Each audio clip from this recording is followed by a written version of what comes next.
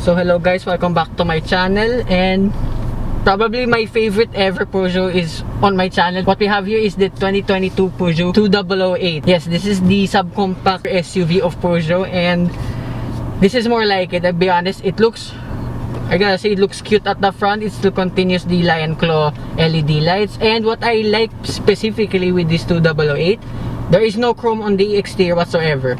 That is my favorite part with this 2008. Not a fan of the chrome like I said with the 508 and 3008. Stay tuned. This speaks to me more, even here in the interior. I mean, just look at this. And I like the theme in the infotainment system.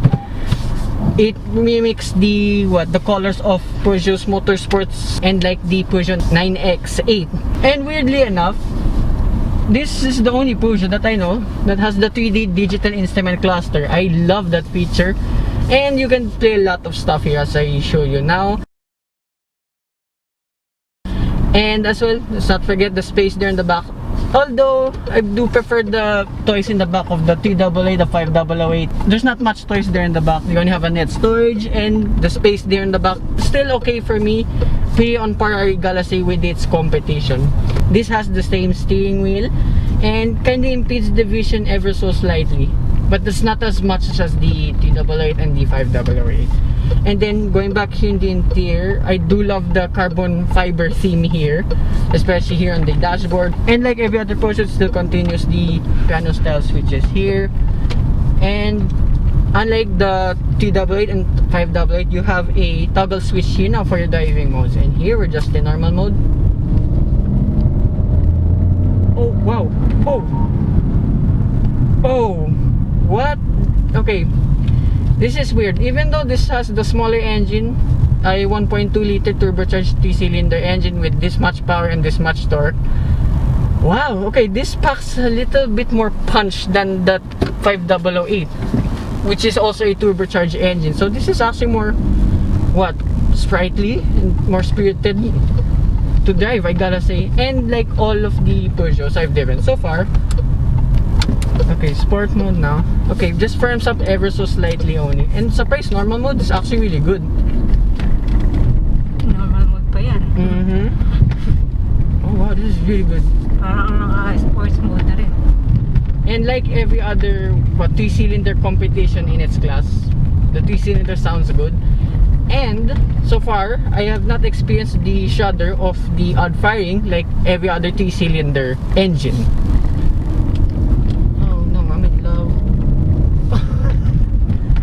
Okay, I did notice straight away, unlike the 508, and I gotta say with its competition, well, like the Cooler, gotta say, I noticed the suspension is firm, but it's no means an uncomfortable car. No, I'm in love. Why are many crossovers really good nowadays, especially with this 288? I really like this, comparing the Cooler, the Tracker, let's not forget that, and the Honda HR-V V-Turbo, which this is almost the same price with that at, what's the price, miss? 1.669 million pesos. Yes. Alright. Okay, it's in that bracket of the HR-V Turbo, as I mentioned. But then again, like I said with the 588, my case still stands. You have a European brand already at that price point. Where else can you get at that price point a European subcompact crossover? And so back here in the interior, for now since it's traffic, I noticed again with the carbon fiber theme here in the door, there's also ambient lighting, which the 388, 588 doesn't have, no? Yeah, have.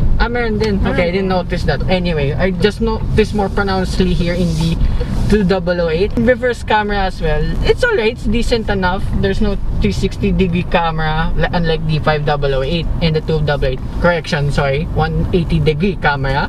So below the piano switches, you have 2 cubby spaces, enough for phones. And the gear lever, I noticed, I thought it was broken already, but this is actually a gated shifter. And then here you have 2 more cup holders, a central armrest, and the seats pretty much the same like 388 and 588, hence without the color orange stitching. This one's just plain black, but hey, still looks good.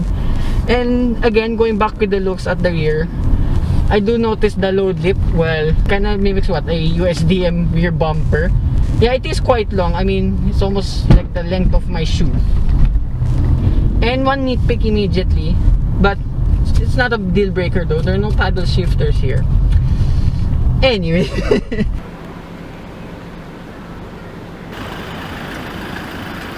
And I noticed as well right now, these side mirrors are quite small. They're too small for my liking. They're similar to the BMW iX. I found those side mirrors a little bit too small. Oh.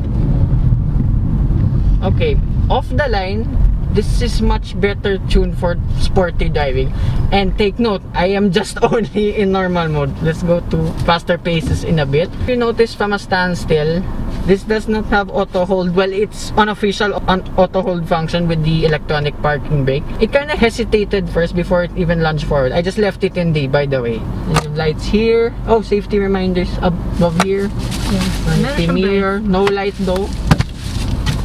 They don't extend. I know Peugeot extends. I just forgot what mode that was. Anyway. And the instrument cluster, I really love it. It does look like the jet fighter, hence Peugeot's iCockpit design, like always. Oh yeah, look at that. It just was. And weirdly enough, this 3-cylinder sounds way better than the 4-cylinder of like the 308 and 508. Consumption. Oh, wow. Right, manual mode, sport mode. Meron siyang blind spot agad. Oh, there's also blind spot, which I didn't even know. Let's go. Wow.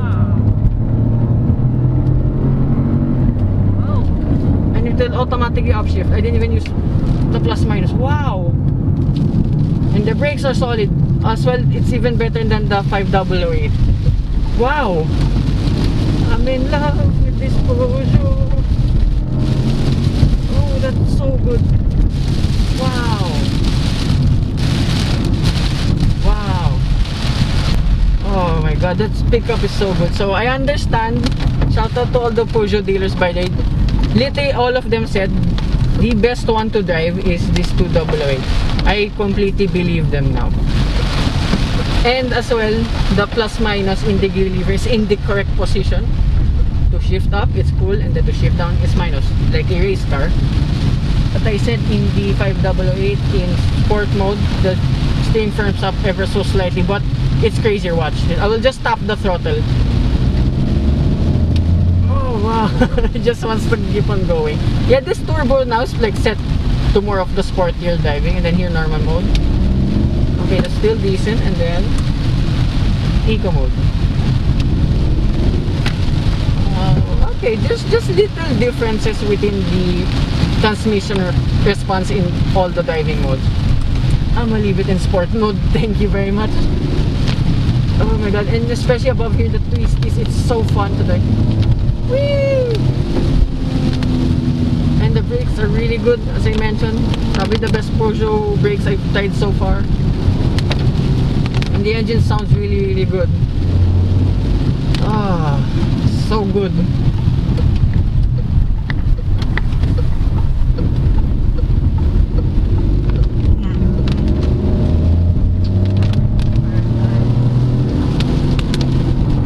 Oh my gosh, you get to high speeds in no time.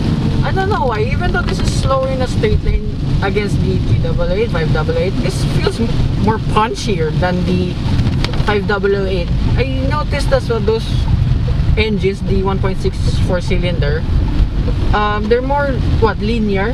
They kind of mimic a naturally aspirated engine. So this one is like the Chevrolet Tracker. It just gives you all the boost in the world at any time.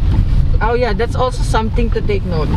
This I can compare with the Chevrolet Tracker because this also has one of the best throttle responses I've experienced in a crossover so far.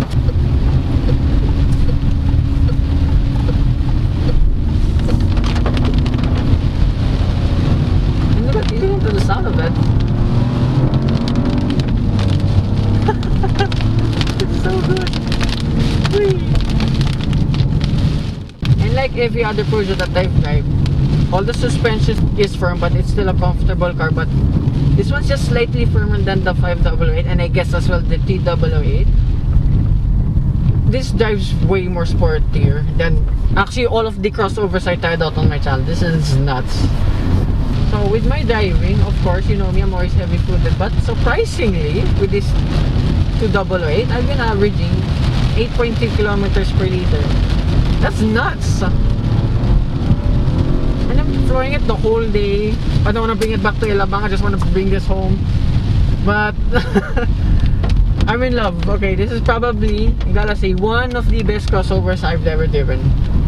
Just as good as the Cooley, but better than the Tracker and the HRV V Turbo. Let's try it one more time. Oh my gosh, it's so good. It's so good. So, that concludes my review of the 2008. I want one now so badly. So, I'd like to thank Auto Icon, Peugeot Alabang, Miss Tin, and Sir Rojz for making this review possible. So, hope you guys like and subscribe, and I will see you with one more Peugeot review. And say hello to Miss Tin. Hello. Her contact details are here on screen. Bye-bye. Bye-bye.